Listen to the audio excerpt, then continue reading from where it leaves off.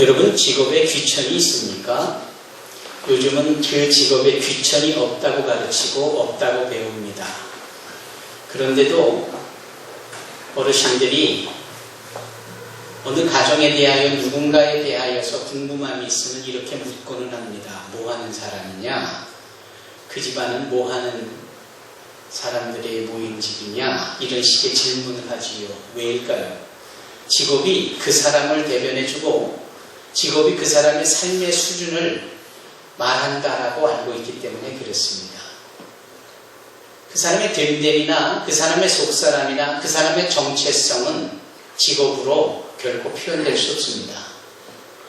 변호사라고, 법조계에 있다고, 의사라고, 부모를 공경하지 않고 다른 사람을 무시한다면 그건 제대로 된 인격이 아니잖아요. 소위 직업이 어느 한 사람의 정체성을 대변해 주거나 설명해 줄 수 없습니다. 여러분, 직업은 귀천이 없어야 해요. 하지만 예전에는 직업에 귀천이 있었습니다. 분명히 있었습니다. 그리고 성경에도 이 사람들이 기록되어져 있는 모든 인류 역사에도 직업의 귀천이 자세히 기록이 되어 있어요. 예를 들면 이런 겁니다. 요셉이 애굽에서 국무총리가 되고 큰 가문 속에 자신의 아버지인 야곱과 형님들을, 그 가문의 식솔들을 자신이 머무는 애굽에 데려오잖아요. 그리고 그 내려놓은 가족들에게 요셉이 이런 말을 합니다. 제가 이제 애굽의 왕에게 나아가 우리 가족이 왔음을 보고해야 하는데 제가 우리 왕에게 이렇게 말하려고 합니다. 우리 가족은 대대로 목축을 하는 목자들의 집안이었다고요. 그러니까 혹여라도 바로가 묻거든 어려서부터 목축일을 해왔다라고 입을 맞춰주십시오. 왜냐하면 저들은 목축하는 목자들을 천하게 보고 관심도 두지 않기 때문에 우리로 인하여 긴장할 리가 없습니다. 라는 말이에요. 이게 창세기 46장에 기록되어 있습니다. 그러니까 외국의 이주민들이 한 70여 명이 우르르 왔는데 보니까 양을 치던 사람들이래요. 보니까 다 목자들이래요. 아이, 그러면 뭐 그런 사람들 저 멀리 고센 지역에 나가서 그곳에서 양이나 치라고 있으라고 하지 뭐 라고 여긴다 말이죠. 거기에는 소위 이 목축을 하는 이 동물을 치는 이런 사람들에 대한 직업의 편견이 존재하는 것이고 실제로 그랬다라는 겁니다. 사실 동물을 먹이고 동물을 치는 일은 뭐 동양 쪽에도 마찬가지였죠. 심지어 돼지를 친다. 이게 보통 천한 직업이 아닌 거예요. 더더군다나 내 돼지도 아니라 남의 돼지를 친다. 이거는 정말 인생의 바닥을 친 사람들이나 하는 일이죠. 과거에 그랬단 말입니다. 그래서 누가복음 15장에 등장하는 탕자 이야기 속에는 이 탕자가 이웃에 가서 자기가 가지고 있는 모든 재산을 다 허랑방탕하게 날려보내고 이 바닥을 치는 인생이 됐을 때 그가 가진 직업이 남의 돼지를 치는 일이었다. 이렇게 표현하고 있잖아요. 왜 느닷없이 이런 이야기를 강조하는고 하면 오늘 어떤 직업에 대하여서 보통 사람들이 알고 있는 부분에 대하여서 우리 본문 속에 그것이 기록이 되어 있기 때문에 그렇습니다. 그 부분을 좀 새롭게 조명하고자 합니다. 우리가 지난주에 또는 그 지지난주에 임마누엘 하나님에 대하여서 함께 상고하며 은혜를 나눴습니다. 보라, 처녀가 잉태하여 아들을 낳으리니 그 이름을 임마누엘이라 하리라. 그 말씀은 천사가 요셉에게 저 이사야 말씀을 가져다가 전해준 내용이에요. 그런데 그 이사야 말씀의 배경과 역사는 어떠했는가? 북이스라엘과 아람 군대가 연합하여 남유다를 침공하면서 어려움을 줄 수 있는 그 상황 속에 아하스라는 왕이 통치하고 있었을 때 이야기인데, 이 아하스라는 자가 왕의 역할을 도저히 감당 못할 만한 인물입니다. 하나님을 두려워하지도 않고 백성들을 무시하게 일수고 우상 숭배에 빠져있고, 그런 아하스의 입장을 보면 이 예루살렘 남유다가 망해도 벌써 여러 번은 망했을 것 같은데 안 망하고 굳건히 존재하고 있는 거예요. 그 이유가 뭐냐? 하나님께서 이사야를 통하여 밝히 말씀하시기를, 보라 처녀가 잉태하여 아들을 낳으니 그 이름을 임마누엘이라 하리라. 즉 번역하면 하나님이 너희와 함께 하시다. 너희 주변에는 제대로 된 것 하나 없고 믿을 만한 구석 하나도 없어도 괜찮아. 내가 너희와 함께하고 있기 때문에. 그 증거, 내가 예수를 너희에게 보냄으로 내가 너희와 함께하고 있다는 사실을 증거로 나타내 보여주신 말씀이에요. 그는 실제적으로 예수님께서 그 이후에 700년 뒤에, 즉 우리의 서기 1년으로 시작되어지는 지금부터 2000년 전의 이야기에 대한 하나님의 약속이에요. 그리고 어제나 오늘이나 영원토록 동일하신 주님은 여전히 임마누엘 되신 하나님으로 우리와 함께하고 계셔서 우리는 이것저것 장점도 없고 강점도 없고 특이할 점도 없고 약점과 단점 투성이라 뭐 특별한 좋은 결과물이 없을 것 같은데도 삶의 은혜가 있고 좋은 결과물들이 있다는 이 자체가 임마누엘 대신 우리와 함께 하시는 예수님의 은혜 때문이다라는 겁니다. 그 사실을 알려주시는 거죠. 이 이사야의 말씀 7장을 기억하고 있잖아요. 거기에 힘을 얻은 요셉이 마리아를 데려오기를 주저하지 않았고, 그 한 건의 사건으로 끝나지 않고 마리아가 출산할 때까지 거룩히 지켜주고 한결같은 모습의 요셉의 의로운 모습이 있었음을 보게 되잖아요. 말씀대로 믿고 말씀대로 행한다라는 것은 단 한 번의 변화된 모습이 아니라 변화되어지는 것이 지속적으로 여일하게 한결같이 펼쳐진다는 것을 의미해요. 요셉이 그랬습니다. 자, 그 이야기, 바로 그 이사야의 이야기가 있는 아하스 왕 때의 그 상황을 한번 보자고요. 그 아하스 왕 때에 선지자가 오직 이사야 한 사람이었겠어요? 아니에요. 여러분, 이 대한민국 땅의 목사가 어디 저 한 사람이겠어요? 아니에요. 얼마나 많은데. 그런 것처럼 그 시대에도 선지자가 한두 사람이 아니었어요. 그 시대에 동일한 선지자 중에 한 사람이 있었으니 그 한 사람 중에 선지자가 바로 누구였느냐? 미가라는 선지자예요. 미가. 이사야 선지자 때에 미가 선지자도 있었고, 미가 선지자 때에 이사야도 있었고, 그 두 선지사가 서로 다른 일을 한 그때의 왕은 동일하게 아하스였고, 그러니까 이사야든 미가든 그 말씀을 대비하여 적용하여 읽어보면 다 비슷한 내용이에요. 그 미가 선지자가 기록한 미가서 5장 2절을 보면 이렇게 기록이 되어 있습니다. 베들레헴 에브라다야, 너는 유다 족속 중에 작을지라도 이스라엘을 다스릴 자가 네게서 내게로 나올 것이라. 그의 근본은 상고에 영원에 있느니라. 그러므로 여인이 해산하기까지 그들을 붙여두시겠고, 그 후에는 그의 형제 가운데 남은 자가 이스라엘 자손에게로 돌아오리니 그가 여호와의 능력과 그의 하나님 여호와의 이름의 위엄을 의지하고 서서 목축하니 그들이 거주할 것이다. 이제 그가 창대하여 땅 끝까지 미치리라. 이사야 7장에 임마누엘 하나님을 선포한 이사야의 말에 대한 주석 같아요. 그 임마누엘 하나님, 우리와 함께 하시는 하나님에 대하여서 미가는 그 하나님이 상고부터 영원부터 계시는 분이신데, 그분이 우리와 함께 하시려고 아주 천하고 아주 작은 모습으로 오셨다. 그 작은 모습으로 오신 증거가 12지파 중에서도 작은 지파, 12지파들이 각자 머무는 여러 지역에서도 가장 작은 고을 중에 하나인 베들레헴, 그곳으로 오셔서 나셨다, 이렇게 말씀하고 있어요. 또 하나는 그분이 오셨는데 뭘 하시냐? 서서 목축하시더라, 이 말씀을 하고 있는 거예요. 누가? 미가가.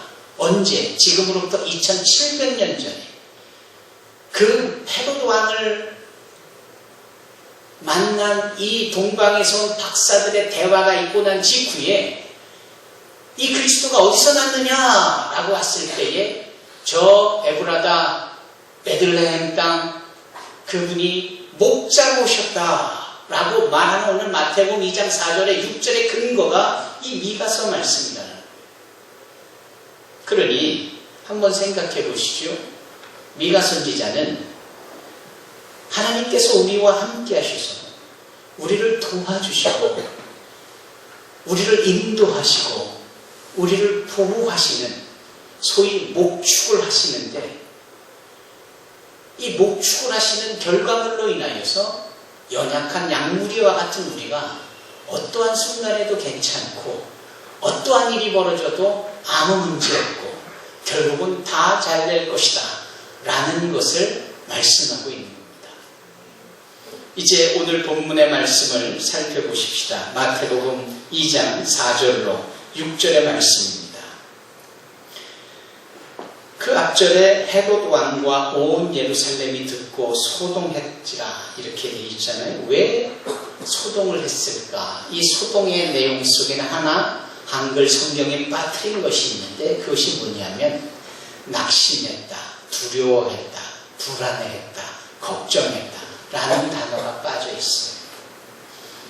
우리는 이미 그와 같은 의미를 눈치챘잖아요. 왜 헤롯 왕이 두려워했고, 왜 헤롯 왕이 난처했고 낙심했고 불안해했을까? 뿐만 아니라 왜 헤롯 왕이 통치하는 그 예루살렘 사람들의 다 함께 소동했을까? 왜 두려워했을까? 왜 걱정했을까? 왜 염려했을까? 왜라고 했습니까? 그것은 바로 진짜가 아닌 가짜였기 때문에, 가짜인 왕이 진짜처럼 진짜 노릇을 하지만 가짜인 헤롯 왕이 두려워하는 것은 당연한 거고, 그 가짜 왕이 진짜처럼 통치하나 결과물들이 다 가짜 배기들이니까 이 통치받는 사람들도 불안한 거고 걱정이 되는 거고 염려가 되는 겁니다. 그래서 우리가 나눈 도전이 뭐예요? 가짜 집 웅쳐짓지 말고 진짜 붙잡자라는 것이 지난주 말씀이었잖아요. 모파상이라고 하는 분이 쓴 목걸이라는 책이, 진주 목걸이라는 책이 있어요. 거기에 어떤 여인이 등장하는데 이 여인이 허세가 있어요. 그래서 어느 파티에 가야 하니까 비싼 목걸이를 좀 치장을 해야 되는데 본인이 그것이 없으니까 어떻게 해요? 친구 걸 하나 빌리는데 파티가 진행되는 중에 그걸 잃어버리잖아요. 그걸 표시 안 내고 돌려줘야 하니까 돈이 많이 들어서 무려 10년 이상, 소설에 따르면 10년 이상을 고된 중노동과 같은 일을 해요. 그런데 알고 보니까 자기 친구가 자기에게 빌려준 그 진주 목걸이는 이미테이션이 있어요. 가짜였단 말이에요. 그 가짜를 썼던 이 친구는 워낙 진짜가 있었기 때문에 가짜를 치장하고 가짜를 활용하는 것이 아무렇지도 않았고 대수롭지 않았어요. 누가 그걸 알아채고 어머머 이거 이미테이션이네 가짜네 해도 전혀 나 붉을 일도 없고 수치스러울 것도 없었어요. 왜? 자기는 이미 진짜가 있기 때문에 진짜를 놔두고 가짜를 착용을 했어도 부끄럽지 않은 거예요. 진짜가 있는 사람의 여유죠. 그런데 가짜는, 진짜가 없는 가짜는 그 가짜로 인해서 늘 불안하고 가짜로 인해서 늘 염려가 되고 남이 알까봐 괜히 걱정을 하는 거죠. 꼭 그와 같은 이치. 가짜 왕이 두려울 수밖에 없는 거 아니겠어요? 진짜 왕이 오셨는데. 진짜 왕의 통치를 받지 못하고 가짜 왕의 통치를 받고 있는 사람들이 불안하지 않겠어요? 그러니 한바탕 소동이 있었다라고 하는 이 부분인 거죠. 그래서 이 가짜 왕인 헤롯이 모든 대제사장과 백성의 서기관들을 모아 이렇게 질문합니다. 그리스도가 어디서 나겠느냐? 그리스도가 어디서 나겠느냐? 메시아가 어디서 나겠느냐? 그러자 5절에 모두 이렇게 답을 합니다. 유대 베들레헴이니. 아주 자신있게 말을 하죠. 그런데 이분들이 이 대답을 하면서 이것은 오래전 선지자로 기록되어진 말씀에서 찾을 수 있으니 그 말씀이 조금 전 제가 읽어드린 미가서 5장 2절로 4절까지의 말씀을 함축하여 요점으로 정리하여 얘기해주는 장면입니다. 유대 땅 베들레헴아, 너는 유대 고을 중에서 가장 작지 아니하도다. 네게서 한 다스리는 자가 나와서 내 백성 이스라엘의 목자가 되리라. 이렇게 설명하는 거예요. 이 대제사장과 백성의 서기관들이 오실 왕이 비록 작은 고을인 베들레헴에서 나지만 그는 진정한 다스릴 자, 진짜 백이요. 진짜 백이기에도 불구하고 가짜인 당신이 무력으로 통치하는 이런 식 말고 우리의 연약함과 우리의 부족함을 애달아 하며 도와주며 보듬고 인도하는 목자와 같은 목축을 행하는 진짜 백이로 오신다. 이런 말씀을 이들이 고백하는 거예요. 사랑하는 성도 여러분, 이 말씀 속에는 예수님에 대한 아주 순전하고 짧지만 아주 중요한 내용들이 함축이 되어 있어요. 그분은 다스리기에 합당한 진짜 왕이세요. 그런데 너무나도 겸손하시고 우리를 사랑하셔서 우리를 무력이 아닌 인간적인 방법이 아닌 목자와 같은 심정으로 우리를 도와주신다. 이렇게 말씀하는 거예요. 여러분, 우리에게 오신 예수님이 바로 그와 같은 나의 목자라는 사실을 여러분은 알고 계십니까? 아멘. 여러분은 믿고 계십니까? 아멘. 요한복음 10장에 따르면 주님이 당신을 설명하는데 나는 양의 문이다. 이렇게 말씀을 해요. 양의 문이다 라고 말씀을 할 때 첫째, 당신이 양을 위하여 행하는 어떤 존재라는 사실을 알려주고 있어요. 양의 문은 뭘까요? 그것은 목자들이 양을 우리에 넣을 때 그때그때마다 만드는 문을 여기서 말하는 양의 문이라고 말합니다. 물론 예루살렘 성벽을 보면 동물들만 오가는 문이 따로 있어요. 마치 사람들이 기도하러 올라갈 때 멋지게 꾸며놓은 아름다운 문, 곧 미문이 있어 사도행전 3장에 날 때부터 다리를 저는 사람이 그곳에서 구호를 했던 기록이 있던 것처럼 각자의 문이 다 있어요. 근데 그 요한복음 10장에서 말하는 양의 문은 주님께서 목자로서 들에 나가 목축을 하다가 해가 뉘엿뉘엿 넘어가 양들을 다 불러 우리에 넣으려고 할 때 임시로 만드는 문을 의미합니다. 소위 그 문을 어떻게 만드느냐? 이렇게 만들어요. 돌을 모아다가 돌로 기둥을 쌓아요. 그리고 목자인 당신의 지팡이를 쌓아 올려진 돌과 돌 사이에 가로로 나무에 올려놔요. 그러면 일종의 문의 형태가 되죠. 근데 놀랍게도 양들이 본능적으로 그 우리에 들어가려면 그곳에 줄을 맞춰 일렬로 서서 하나씩 들어가야 된다는 사실을 알아요.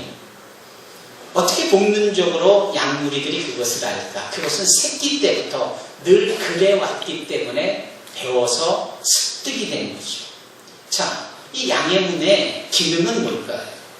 한 마리씩 양이 들어가려 치면 목자는 그 옆에 서서 한 마리씩 양을 유심히 살펴볼 수 있는 겁니다. 하루 종일 풀을 뜯다가 어디 넘어져서 앞다리가 부러진 것은 없는지, 어느 동물에 물린 것은 없는지, 긁혀 상처가 난 것은 없는지, 피를 빠는 진드기와 같은 것이 털에 붙어 있지는 않은지, 이것을 일일이 양의 문에 만든 그 목자가 옆에 서서 양을 점검하는 거예요. 그러면 이상 없으면 들여보내고 이상이 있으면 고쳐주고 주님께서 양의 문이라고 당신을 소개하셨다라는 것은 뭘 의미하느냐? 우리 한 사람 한 사람을 그런 식으로 대하시고 계시다라는 겁니다. 사자가 뭉퉁그려 그룹으로 떼거리로 패거리로 이만큼 그게 아니라 그런 거하고는 상관없이 주님과 우리 사이가 목자와 양 한 마리의 사이로서 1대1로 그분의 사랑을 우리에게 쏟아붓고 계시다라는 겁니다. 아멘. 얼마나 힘들고 피곤한 삶을 살고 계세요. 하지만 목자이신 주님은 다 알고 계세요. 내가 누군가에게 돈을 빌려줬는데 받지 못해서 지금 가슴이 타오르듯 주님이 다 알고 계세요. 내가 누군가의 거짓말에 그런 모함에 상처를 입고 괴로워하고 명예가 땅에 추락해져서 어려움을 당하고 있는 이런 것까지도 다 알고 계시고 내 마음의 불편함, 슬픔, 상처, 쓴뿌리와 같은 것들 다 알고 계세요. 역사하신다라는 것은 알고 있는 것을만 끝나지 않고 그것을 치유해 주시고 회복시켜 주시고 잃은 것을 되찾아 주시고 놓친 것을 다시금 품게 할 수 있다라는 말씀이에요. 그것이 우리가 믿는 대제사장인 예수 그리스도께서는 우리를 반드시 도와주신다라는 히브리서 4장 15절 우리를 치유해 주신다는 그 부분으로 성경은 설명하고 있는 겁니다. 양의 문이신 주님께서 오늘도 우리를 불꽃 같은 눈동자로 지켜보호하고 계심을 믿습니다. 아멘. 욥의 고백처럼 침을 삼키는 동안도 우리를 지켜보고 계시다라고 그래요. 우리 강성남 안수집사님의 대표 기도에는 그 침을 삼키는 것까지도 아시는 하나님에 대한 고백을 빠짐없이 하시는 분이에요. 또 그의 담임 목사라고 있는 저는 그런 기도를 들을 때마다 얼마나 감격하고 감사한지 몰라요. 이런 말 한마디 행동 하나 모든 것을 주님이 지켜보고 계세요. 양의 문이 되시기 때문에 그렇습니다. 그런데 이 요한복음 10장 11절에 보면 주님께서는 이런 말씀을 더 하세요. 나는 목자다. 그런데 그냥 목자가 아니라 선한 목자다. 이렇게 말씀하세요. I'm a good shepherd. 선한 목자다. 그러시면서 왜 선한 목자이실 수밖에 없는지를 당신이 설명하는데 사꾼은 소위 일이나 늑대들이 양을 공격해 들어치면 자기 살겠다고 다 주량양을 치는데 나 선한 목자인 나는 양을 위하여 죽을 수 있고 양을 지켜내기 위하여 대신 죽는다. 이런 말씀을 해요. 나는 선한 목자라 내가 양을 알고 나도 양을 아는 것이 내가 아버지를 알고 아버지가 나를 아시는 것처럼 나는 양을 위해서 죽노라 이렇게 말씀하세요. 나는 선한 목자라. 과연 주님께서는 이 땅에 오셔서 우리의 목자가 되셔서 우리의 모든 병든 것을 치료하여 주시고 우리의 모든 문제를 해결하여 주시고 우리가 해결할 수 없는 이 죽음의 문까지도 부활하시고 그 모든 것들을 극복해 하시면서 우리로 누리게 하여 주시잖아요. 그 정점에 무엇이 있었던 겁니까? 테텔레스타이 다 이루었다. 너희를 위하여 내가 너희 모든 빚을 다 갚노라 하고 십자가에서 마지막 말씀을 하시며 숨을 거두시니 그래서 사도 요한은 그 같은 요한복음에 주님께서 우리를 사랑하시되 끝까지 사랑하셨다. 이 끝이 죽음이에요. 즉 우리를 죽기까지 사랑하신다. 이렇게 말씀하고 있어요. 예수님은 누구십니까? 우리의 선한 목자가 되십니다. 예수님은 우리의 양의 눈이 되십니다. 그분은 미가 선지자의 고백처럼 우리의 인생을 목축하고 계세요. 미가 선지자의 고백은 이렇습니다. 그가 서서 목축하는, 서서 일한다 이런 뜻이에요. 권세 잡아서 앉아서 편하게 말씀만 하시는 분이 아니라 서서 일하시는, 그렇잖아요. 그래서 주님은 그 유명한 당신에 대한 목자로서의 심정을 누가복음 15장에 91마리의 양이 건강하게 안전하게 잘 있으면 됐지라고 여겨질 그 상황 속에 한 마리 어린 양을, 한 마리 길 잃은 양을 찾아 나서는 열심, 서서 목축하는 그 당신의 모습을 보여주잖아요. 그 한 마리 잃은 양을 찾아 나서요. 찬송가 가사에 따르면 산 넘고 물 건너 가시에 찔려 피 흘리기까지 그 목자의 열정으로 잃은 양을 찾아내요. 그 양을 찾고는 어깨에 다 걸쳐 웃으며 돌아오면서 내가 잃은 양을 찾았다. 다 같이 모여 잔치하자. 기뻐하더라라는 거예요.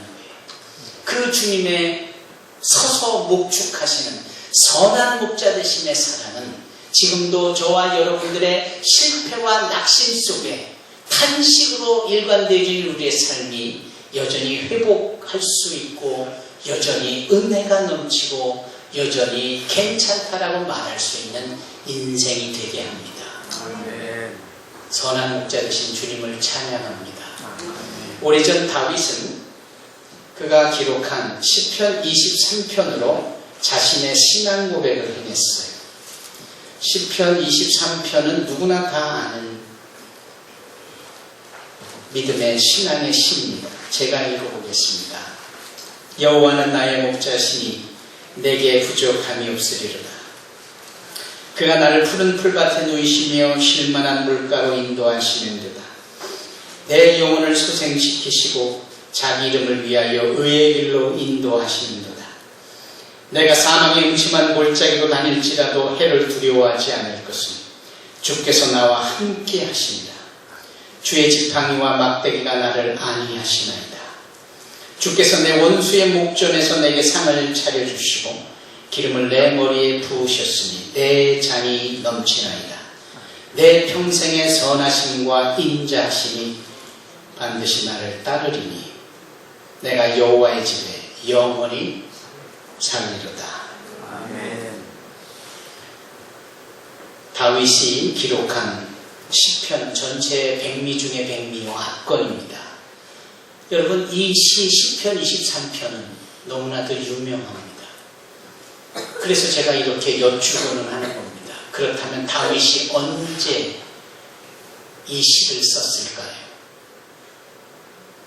다윗이 자신의 신앙의 고백인 이 시편 23편을 언제 할 수 있었을까요? 아무도 몰라주던 어린 그의 형님들 밑에 막내 동생으로 있을 때 그의 아버지 이새의 양무리를 들여나가 치던 목동으로 있을 때 그가 이 시를 썼을까요?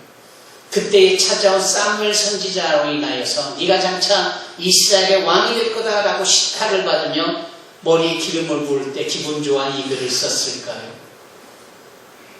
그가 조나단을 만나서 형제를 하나 얻어 기뻐서 썼을까요?